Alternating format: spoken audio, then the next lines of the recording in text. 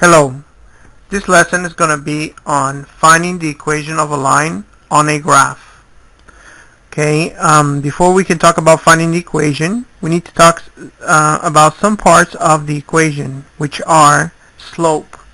Slope is represented by the letter M, which means a number that represents the inclination of a line. For example, if a slope if a line is going up from left to right, that will be a positive slope. So that means you have a positive inclination or positive slope. If a line is going down from left to right, it will have a negative slope. If a line is horizontal, we'll have zero slope. And if a line is vertical, is undefined. Okay. Here is the formulas for slope. Slope is defined as is referred to as the letter M, lowercase m. Is also defined as rise over run.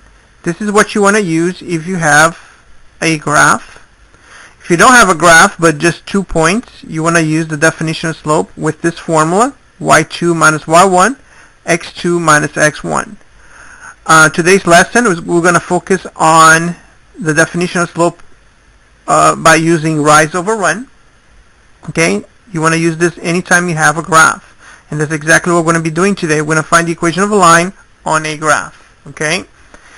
The other concept that you want to know in order to do these problems is the y-intercept. The y-intercept is represented by the letter lowercase b. And y-intercept is defined where the line touches the y-axis.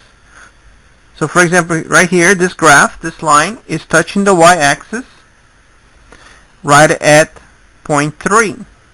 So my b would be 3 in this case. Okay. Also, another definition that we want to go over is the equation of a line. Equation of a line: most straight lines will have the following format: y equals mx plus b. Okay, where m is the slope, b is the y-intercept. And by the way, whenever the equation of a line is in this format, it's called the slope-intercept form, because the number in front of the x is your slope, followed by the number without x, which is the y-intercept. So now that we have some general ideas of the key concepts, let's go over and try some of these problems. Let's start with the first problem over here. So we're going to zoom in.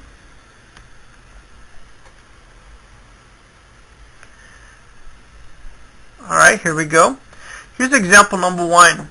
And what we're going to do is we're going to find the slope, the y-intercept, and the equation of each line. Okay, in order to find the slope, you will need to remember the slope is defined as rise over run. And rise means your movement on the vertical, and run means the movement on the horizontal. Okay, so rise is up and down, run is left or right. Okay, now how do we find the slope? First of all, we need to have 2 good points on the line. So how do I find 2 good points? Okay, a good point would be where the line touches the intersection of the grid line. If you notice right here, this line right here is crossing right at the intersection of the grid line. So this would make a very good point. Compare this point with this guy right here. This will not be a good point because it's not at the intersection of the grid line. So your job is to find 2 good points on the line. So let's say I've picked this one right here. Both of these points are good points on the line. Once you pick 2 good points, then you're going to do your rise over run. In order to do rise over run, what you're going to do is decide on which point you're going to start from. Let's say I start from the bottom point here, and my job is to go from here to the top point. Okay, so how much or how many squares would I have to rise to go to this point? Well, I would have to go 1, 2, 3, 4. 4 squares up. So that means I'm rising 4. Okay, now remember this: if I go up, it's positive. If I go down, is negative. If I don't move, is 0. If I go to the right, it's positive. And if I go to the left is negative. Okay, so basically here I started at this point and I went up 4. Okay, so my rise is 4. Now that I'm here, how many squares would I run? Well, 1, 2, 3, 4, 5, 6. I'm going to run 6 squares, and I'm running to the right, and to the right means it's positive. Okay, now that means I have 4 over 6, so my slope is 4 over 6. Anytime you have a slope, you should try to reduce it, and in this case we can reduce this fraction by dividing top and bottom by 2. So that means this fraction reduces to 2/3. Okay, so in other words, the slope of this line is 2/3. Well, what does that mean? If you remember, slope is the number that represents the inclination of a line. Well, basically what this means is that if I start at this point and I use my slope up 2 over 3, up 2 over 3, up 2 over 3, I don't know if you're noticing, but every time I go up 2 over 3, I'm hitting another good point on the line. So in other words, this fraction 2/3 is describing the inclination, how fast that line goes up from left to right. It goes up 2 and runs 3, up 2, runs 3. Okay, so this is my slope. Okay, I also wanted to point out, let's suppose I had another student that instead of starting from the bottom, that student started from the top. Would they get the same answer? So I'm going to demonstrate here that yes, they would get the same answer. So imagine a student that decided to start from this point. Well, what would be the rise? Would I have to go up or down to get to this point? Well, I would have to go down 4. So this would be -4. And I would have to run 6 to the left. And 6 to the left is -6. So in other words, if I was the second student, my rise would be -4. And my run would be -6. Now, negative by negative is a positive, and 4, 6, like we saw before, reduces to 2/3. So it doesn't really matter if you start from the bottom or from the top, you will get the same slope because the line is always the same. The inclination is always the same. Okay? Also, let's imagine that another student picked different points. Let's say another student picked these 2 points instead of picking these 2. Would they get the same answer? Well, yes they would. Because if you notice, if I go from this point to this point, what will be my rise? My rise would be 2. And what will be my run? 3. So it doesn't matter what 2 points you pick, as long as you follow the rule, rise over run, you will get always the same slope. Okay? Alright, now let's talk about y-intercept. Y-intercept is defined where the line touches the y-axis. Well, this line is touching the y-axis right at this point. And this point is 1, 2, 3. So my y-intercept is 3. Okay? So now I have these 2 pieces of information. B equals 3, and my slope is 2/3. Okay? Alright, remember the equation of a line equals y equals mx plus b. I have that information, so all I have to do is plug it in that information into my formula. So the equation of this line is m is 2/3 and b is 3. And then voila, this is my answer. Okay, so basically the problem asked me to find the slope. I found the slope. The problem asked me to find the y-intercept. I found the y-intercept and the equation of each line. So this line right here has this equation right there. Okay, very well. Let's go on to the next example. So So I'm going to bring it to view.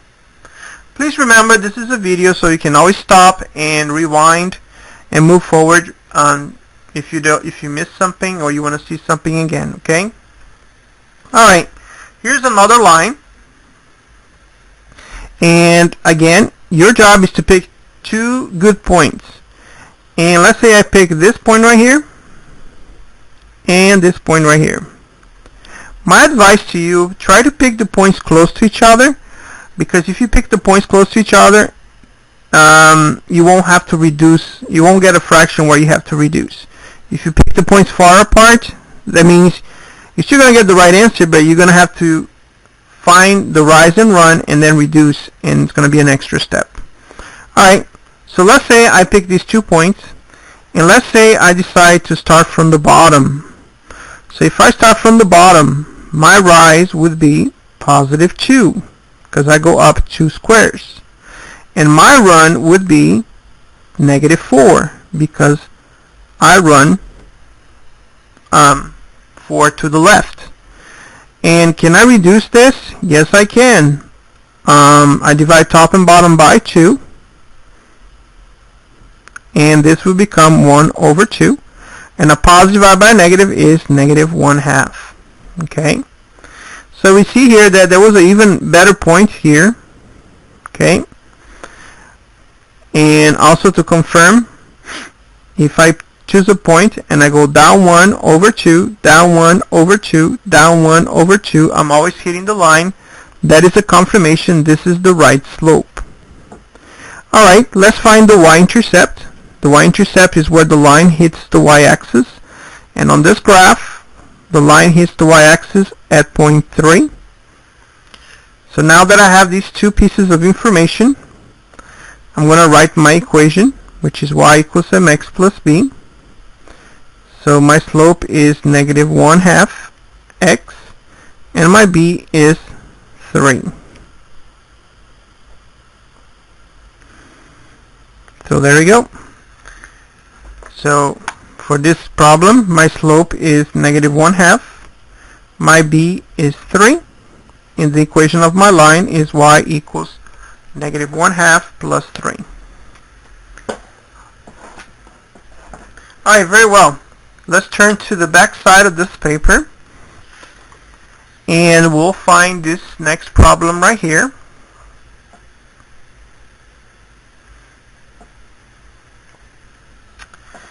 Okay, as always, try to pick two good points close to each other. So let's say I pick this point, and I also pick this point right there. And let's say if I start from the top, how much would I have to rise? In this case, I'll have to go down 3, so it'll be negative 3. And I will have to run 2 squares to the right, so it'll be positive 2. And can I reduce this fraction? No. Let's confirm that this is the right slope by checking down 3 over 2, down 3 over 2, down 3 over 2. If you notice, I'm hitting right at the line. Every time I go down 3 over 2, I'm touching the line again. So that is confirmation that this is the correct slope. Alright, looking at the graph, what is my y-intercept? Where does this line touches the y-axis? It touches at this point right here, which that point would be 9. And then we have our equation of a line, which is y equals mx plus b. So my equation is negative 3 over 2x plus 9. Okay, so I found my slope, found my b, and found my equation of the line. Y equals negative 3/2 x plus 9. Let's go on to the next problem. Again, if I'm going too fast, you can always stop the video and kind of rewind and see it again. Okay, next problem. Let's find two good points on the line. So let's say I pick these two good points right here, and I'm going to start from the bottom. To go from the bottom to the top point, I would have to rise 2, so positive 2, and I'll have to run 1, so it'll be positive 1. You can leave that as 2 over 1, or you can write 2. You don't have to write the 1 underneath. And where is the y-intercept? Where does this line hit the y-axis? It hits at 1, 2, 3, 4, 5, 6, at 6. So the equation of my line is y equals mx plus b, which is y equals 2x plus 6.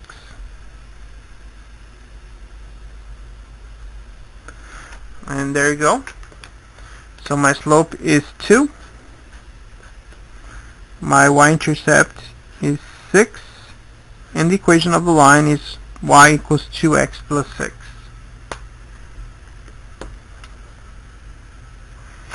Very well.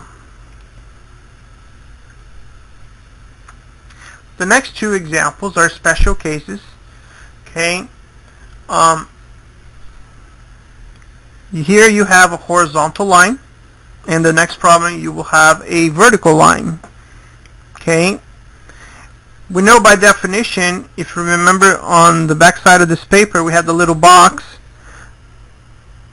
that said horizontal lines have 0 slope and vertical lines have no slope.